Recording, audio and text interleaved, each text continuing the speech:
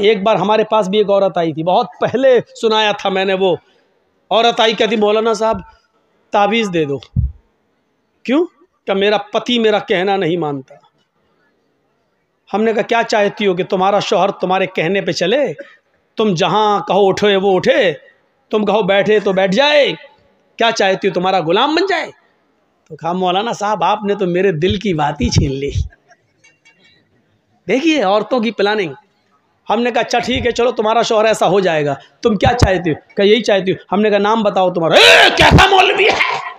हमने क्यों, क्या हुआ? नाम लूंगी अपने शौहर का। क्यों? अरे नाम लेने से तो तलाक हो जाएगी। हमारे बड़े बड़े मौलाना कहते हैं कि पत्नी को पति का नाम नहीं लेना चाहिए। हमने कहा अच्छा, और हमें उसके मुंह से नाम निकलवाना था।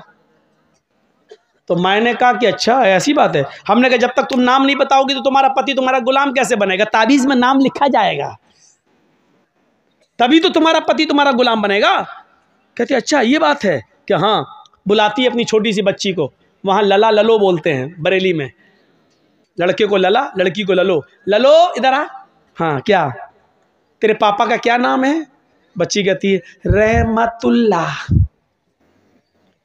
मेरे पापा का नाम रहमतुल्लाह। हमने कहा रहमतुल्लाह? हाँ हाँ हाँ हाँ। हमने कहा ये तो रहमतुल्लाह बता रही है कि हाँ यही नाम है। हमने कहा क्या नाम है? कहा यही जो बताया बच्ची ने। फिर भी नहीं बोल रही, वो भी बड़ी ढीठ है। तो हमने कहा क्या नाम है? ये बच्ची सही से नहीं बोल रही कि वही बोल रही है। सही है क्या? क्या है बच्ची? रहमतुल्लाह। हमने कहा रहमतुल्लाह कि हाँ हाँ जो आप बोल रहे हैं वही है। तो हमने कहा ये नाम तो तुम्हें लेना पड़ता है। कि कभी नहीं लेती हूँ। हमने कहा तो इसका मतलब तुम नमाज नहीं पढ़ती हो? कहना नहीं नमाज 5 टाइम की पढ़ती हूँ। हमने कहा नमाज पढ़ती हूँ उसमें तो नाम आता है? कहा नहीं आता है। हमने कहा नमाज पढ़ती हूँ तो सलाम नहीं फेरती हो? क्या फेरती हूँ? हमने कहा उसमें तो आता है अस्सलामु अलैकुम बरहमतुल्लाह। रहमतुल्लाह आता है कि नहीं आता है? तो कहती है जब वो नाम आता तो नहीं लेती हूँ। तो हमने कहा फिर क्या कहती हो? तो कहती जब वो नाम आता तो मैं कह देती हूँ अस्सलामु अलैकुम ललो के अब्बा। मैं नाम नहीं लेती हूँ। अस्सलामु अलैकुम ललो के अब्बा, अस्सलामु अलैकुम ललो के अब्बा। बताइए ये हाल है। अल्लाह की कसम उस औरत ने ये जुमले कहे हैं, मुझसे कहे कि मैं नाम नहीं लेती हूँ। हमारे मौलवियों ने कहा कि नाम लेंगे तो तलाक हो जाएगी। बताइए लोगों ने ये बता रखा है, जबकि बीवी अपने पति का, बीवी अपने शौहर का नाम ले तो ये सुन्नत है, ये सुन्नत है। देखिए अल्लाह के नबी अपनी बीवी आयशा से कहते हैं आयशा जब तुम नाराज होती हो तो मैं समझ जाता हूं कि तुम मुझसे नाराज हो, और जब तुम मुझसे खुश होती हो तो मैं समझ जाता हूं कि तुम मुझसे खुश हो। हज़रत आयशा ने कहा अल्लाह के नबी कैसे? मैं तो कभी जाहिर नहीं होने देती हूँ अपनी नाराज़गी, फिर आप कैसे समझ जाते हैं? मैं नाराज़ भी होती हूँ तो हम जाहिर नहीं होने देते कि मैं नाराज़ हूँ, फिर आप कैसे समझ जाते हैं? फरमाया आयशा शौहर हूँ तुम्हारा, चेहरा पढ़ता हूँ, जानता हूँ तुम्हें। का नहीं बताइए आप मेरी नाराजगी का पता कैसे लगाते हो? फरमाया आयशा जब तुम मुझसे नाराज होती हो तो कहती हो किसी बात पर इब्राहिम के रब की कसम। क्या कहती हो? नहीं नहीं इब्राहिम के रब की कसम मैंने ऐसा नहीं किया, इब्राहिम के रब की कसम मैंने खाना खा लिया, इब्राहिम के रब की कसम। जब तुम मुझसे नाराज होती हो तो कहती हो इब्राहिम के रब की कसम, और जब तुम मुझसे खुश होती हो तो कहती हो मोहम्मद के रब की कसम। मोहम्मद के रब की कसम मैंने खाना खा लिया, आप दिखाइए। अल्लाह के नबी मोहम्मद आपके रब की कसम, मोहम्मद के रब की कसम। आयशा जब तुम मेरा नाम लेती हो तो मैं समझ जाता हूं कि तुम मुझसे खुश हो। आयशा की उम्र कितनी है? 9 साल। और अल्लाह के नबी की उम्र कितनी है? 54, 54 साल। लेकिन मियाँ और बीवी के दरमियान इतनी लंबी उम्र का फासला होने के बावजूद आयशा क्या कह रही हैं? मोहम्मद के रब की कसम। और अल्लाह के नबी क्या कह रहे हैं? नाम लो। क्या कह रहे हैं? नाम नहीं लेना चाहिए। हैं मैं पति हूँ। क्या कह रहे हैं? जब तुम मुझसे खुश होती हो तो मैं समझ जाता हूँ कि खुश हो, क्योंकि तुम कहती हो मोहम्मद के रब की कसम। यानी बीवी जब अपने पति का नाम ले तो ये मोहब्बत की अलामत है, मोहब्बत की अलामत है। मैं तो कहता हूँ कि नाम लेना चाहिए, हर औरत को नाम लेना चाहिए। कुछ जाहिल औरतें क्या कहती हैं? बच्चे का नाम है फरीद तो अपने पति को बुलाएंगी, आदमी का नाम है सलीम तो ये सलीम नहीं, ए फरीद के पापा सुनो।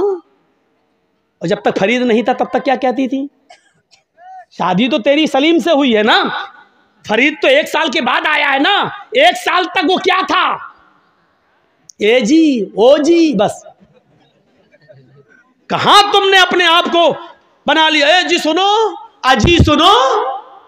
और जब बच्चा पैदा हो गया, ए फरीद के पापा, ए नसीम के पापा। ये अजीब सिस्टम है, नाम लो डंके की चोट पर। तो मेरे भाइयों, हजरत फातिमा ने भी क्या कहा था, आए अली, जब मेरा इंतकाल हो जाए तो मुझे रात की तारीकी में इशा के बाद मुझे कब्रिस्तान ले जाना दफनाने के लिए, दिन के उजाले में नहीं। फातिमा ने नाम लिया, अली जब मेरा इंतकाल हो जाए तो दिन के उजाले में मुझे दफन मत करना, कब्रिस्तान मुझे इशा के बाद ले जाना। फरमाया, फातिमा ऐसा क्यों कह रही हो? अगर तुम्हारा इंतकाल फजर के बाद हो जाए तो क्या मैं इशा के बाद ले जाऊं? तुम्हारे नबी ने, तुम्हारे अब्बू ने तो कहा मैयत को जल्दी कब्रिस्तान ले जाओ। कहा सब कुछ ठीक है, लेकिन मुझे रात में कब्र में ले जाना, रात में दफनाना। कहा क्यों? कहा अली, मैं नहीं चाहती हूं कि मेरे मुर्दा जिस्म पर पड़े हुए कफन पर भी किसी गैर मर्द की नजर पड़े। मेरे मुर्दा जिस्म पर पड़े हुए कफन पर भी किसी गैर मर्द की नजर पड़े। यह था पर्दा। यहां तो एक कुतिया के पीछे 10-10 कुत्ते लगे हैं। सीखो पर्दा। यह पर्दा था, मेरे मुर्दा जिस्म पर पड़े हुए कफन पर भी किसी गैर मर्द की नजर ना पड़े। ये दिया है मोहम्मद की बेटी फातिमा ने इस्लाम का पर्दा। ये बताया है मोहम्मद की बेटी फातिमा ने कि पर्दा ये होता है, और इसी की दावत दी और इसी की तबलीग की है। मेरे प्यारे साथियों, फिरौन की लाश जो कहता था ना रब्बुकुमुल आला, मैं तुम्हारा रब हूं, क्या हुआ? समंदर में डूबा, गर्क किया गया। डूबा तो कोई उसको बचाने वाला नहीं हुआ। अपने आप को रब कहने वाला भी क्या कहता है? आमन्ना बे रब्बिल आलमीन, रब्बे मूसा व हारून। मैं मूसा और हारून के रब पर ईमान लाया। वो चीख रहा था जब समंदर में डूब रहा था, लेकिन उस वक्त अल्लाह ताला ने फिरौन के ईमान को और उसके इस्लाम को कबूल नहीं किया। मरते वक्त इस्लाम ला रहा है, समंदर में डूबते वक्त तो मूसा और हारून के रब को अपना रब कह रहा है। नहीं, अब तेरे इस्लाम की और तेरे ईमान की अल्लाह को कोई जरूरत नहीं है। मकाम इबरत बना दिया उसकी लाश को। मेरे भाइयों, आज भी फिरौन की लाश मिस्र के म्यूजियम के अंदर रखी हुई है। आज भी जमीन के किसी टुकड़े के अंदर फिरौन की लाश को अगर दफनाओ तो जमीन निकाल के फेंक देती है, उसको एक्सेप्ट नहीं करती है। मेरे भाइयों, आज भी फिरौन की लाश को किसी समंदर में डालो तो समंदर उसको बहाता नहीं है, उसको बाहर फेंक देता है। आज भी फिरौन की लाश को समंदर एक्सेप्ट नहीं करता है और जमीन फिरौन की लाश को एक्सेप्ट नहीं करती है। अल्लाह ने फिरौन की लाश को दुनिया वालों के लिए मकाम इबरत बना दिया है। जितेंद्र नारायण त्यागी का भी यही हाल होगा। उसकी जिंदगी और उसकी मौत दोनों बाद में आने वाली नस्ल के लिए मकाम इबरत बनेगी। चले थे साहब कुरान बदलने, 26 आयतें निकाल कर दम लूंगा, कुरान को बदल के दिखाऊंगा, कुरान से 26 आयतें निकलवा के दिखाऊंगा। चले थे कुरान को बदलने, अल्लाह ने ऐसा बदला कि देख, जो हमारी किताब को बदलने का ख्वाब देखते हैं वो खुद बदल जाते हैं। और फिर वही चीज़ जो कल और परसों मैंने कही थी, वो जब पूजा करेगा तो फ़ख्र करेगा मैं हिंदू हूँ, अग्नि की पूजा करेगा तो फ़ख्र करेगा कि मैं हिंदू हूँ, चंदन लगाएगा, सब कुछ लगाएगा, सब कुछ करेगा मूर्ति, लेकिन जब पेशाब करने बैठेगा तो उसको गुस्सा आएगा, कमबख्त यहीं से मैं हिंदू नहीं हूँ। जब भी वो पेशाब और लैट्रिन करने जाएगा कहेगा कमबख्त ये, और बदल जाती। गलती करी बेचारे उस पंडित ने जिसने इसको हिंदू बनाया था। उसको सबसे पहले बीच वाली चीज़ बदलनी चाहिए थी कि यहाँ से तो तुम मुसलमान हो, ये तो बदलो पहले। हो सकता है हुकूमतें फ़ोन कर रही हों, जापान, फिलिस्तीन, जर्मन, अमेरिका, कि भाई बीच वाली चीज़ को चेंज करने का और नॉर्मल जैसे बच्चा पैदा होता उसी तरीके से हो जाए। ऐसी कोई सर्जरी है? ऐसी कोई सर्जरी मिल नहीं रही है। शायद उन लोगों ने ये कहा हो कि नहीं साहब, बेहतर इसी में है कि इसका खतना ख़त्म कराने के लिए आपको पूरी की पूरी गायब करना पड़ेगी। हो सकता है कि इसको बाद में हिंदू भाई ये कहने के लिए ख़त्म कराओ, ये खतना हमें जीने नहीं दे रहा है, ये हमारे धर्म में कलंक बन रहा है, इसको ख़त्म करो। और जब अगर बीच वाली चीज़ को ख़त्म कर दिया तो तुम फिर बीच वाले बन जाओगे, ना मर्द रहोगे ना औरत, फिर ज़िंदगी भर। देखा अल्लाह ने कैसे बदला। चले थे कुरान बदलने, अल्लाह ने ऐसा बदला कि बीच वाला बनने की नौबत आ गई। अगर ऑपरेशन हो गया और बीच वाली चीज़ कट गई तो फिर रह क्या गया। और अगर नहीं बदली तो ज़िंदगी भर इस साला कोसता रहेगा अपने आप को, कमबख्त, हट, हो सकता देखे भी नहीं, हट, ऐसे करके भाग जाए। जनेऊ कहाँ बांधेगा, जनेऊ सोचो कहाँ पहुँचा दिया अल्लाह ने।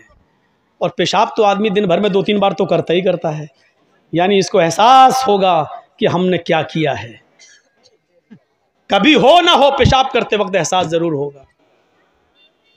अब हो सकता है कि एक मौके पर और एहसास हो, अब तो त्यागी हो गए ना, तो अब बीवी तो छोड़ के भाग गई है, अब उधर उनकी शादी हो सकती है, 7 फेरे लग सकते हैं, तो हो सकता है कि उस औरत से, अपनी उस बीवी से जब मिलने जाए तब वो भी कहे हट हट, तू तो मुसलमान है, हम तो हिंदू से शादी किए, तुझसे थोड़ी किए, और अगर हिंदू है तो फिर तू हिंदू वाली मशीन लेके आ।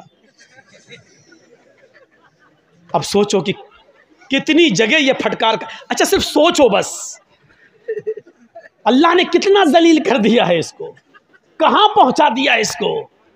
इसलिए कभी कुरान का मजाक मत उड़ाना मेरे भाइयों, कभी हदीस का मजाक मत उड़ाना। हम गुनाहगार हैं, अपने आप को गुनाहगार समझना, लेकिन कभी ये मत कहना कि मोहम्मद रसूलुल्लाह ने ऐसा क्यों कहा। नहीं, सहाबा किराम ने अपने खून से सींचा है इस इस्लाम को, कभी मजाक मत उड़ाना। मौलवी जर्जीस ने फोटो तस्वीरें सब बताई हैं, इसको अपने दिल पर मत लेना। ये सोचना कि जर्जीस ने सुनाया क्या है, ये उसी नबी का फरमान है जिस नबी का पीछा इस तयागी ने किया है। 12 और नबी की 11, मोहम्मद की 11 बीवी, एतराज़ करता था ना, मोहम्मद की 11 बीवी पर बड़ा एतराज़ था। जिस धर्म में गया है उस धर्म में कृष्ण कन्हैया जी की 16,108 थी। चला मुँह, खोल अपना थूथड़ा, क्या बोलेगा, चुपचाप है, खामोश है, नहीं बोल पाएगा, नहीं बोल पाएगा। क्यों? जिस चीज, जिस मकसद के लिए गया है वो उसको पूरी हो रही है। केसों से बचने के लिए, और जो घोटाले और घपले किए तो उससे बचने के लिए, और मजीद दौलत पाने के लिए जहां गया था। इंसान दौलत के लिए इंसान क्या करता है। इसीलिए हजरत अली रज़ी अल्लाह तआला अन्हु ने फरमाया था, इर्तहलतिद दुनिया मुदबिरतन वर्तहलतिल आखिरतु मुकबिलतन वलिकुल्लि वाहिदतिन मिनहुमा बनून कूनू मिन अबनाइल आखिरा वला तकूनू मिन अबनाइद दुनिया। सुनो मेरे भाइयों, हज़रत अली ने क्या कहा था, बुखारी शरीफ की हदीस के अल्फाज हैं। हज़रत अली कहते हैं, इर्तहालतिद दुनिया मुदबिरतन, लोगों ये दुनिया जो है जिसके पीछे तुम पड़े हो, सोना और चांदी, दौलत, पैसा और माल जिसके पीछे तुम पड़े हो, ये दुनिया तुम्हें पीठ दिखाकर भाग रही है। वर्तहलतिल आखिरतु मुकबिलतन, और आखिरत तुम्हारे सामने आ रही है, आखिरत तुम्हारे सामने आ रही है। अच्छा सुनिए, मेरी उम्र इस वक्त 40 के करीब हो चुकी है, 1-2 साल ऊपर ही है, कम नहीं है। तो 40 साल का मतलब क्या हुआ है, 40 साल, मान लीजिए अल्लाह ने मेरी जिंदगी 70 साल की दी है, तो इसका मतलब क्या हुआ। एक मिसाल दे रहा हूं, 40 साल दुनिया ने मुझे पीठ दिखा दिया है, दुनिया मुझे पीठ दिखा चुकी है, 40 साल मुझे पीछे छोड़ चुकी है, दुनिया ने मुझे 40 साल के पीठ दिखा दी है। यानी अब जर्जीस ये चाहे कि ये 40 साल मुझे दोबारा मिल जाए तो ये दुनिया जर्जीस को वो खोए हुए वो 40 साल वापस नहीं कर सकती है। वल आखिरतु मुकबिल, और आखिरत जो है, वर्तहलतिल आखिरतु मुकबिलतन, और आखिरत सामना कर रही है। यानी 40 साल हमारी दुनिया से छूट गए और आखिरत के 40 साल हम करीब हो गए, यानी आखिरत आ रही है और दुनिया पीछे जा रही है। तो अल्लाह के नबी क्या फरमाते, हजरत अली क्या कहते हैं, दुनिया दुनिया दुनिया पीठ दिखा रही है, आखिरत तुम्हारा मुकाबला कर रही है। दुनिया जैसे जैसे तुम्हें छोड़ती जा रही है, आखिरत वैसी वैसे तुम्हारे करीब आती जा रही है।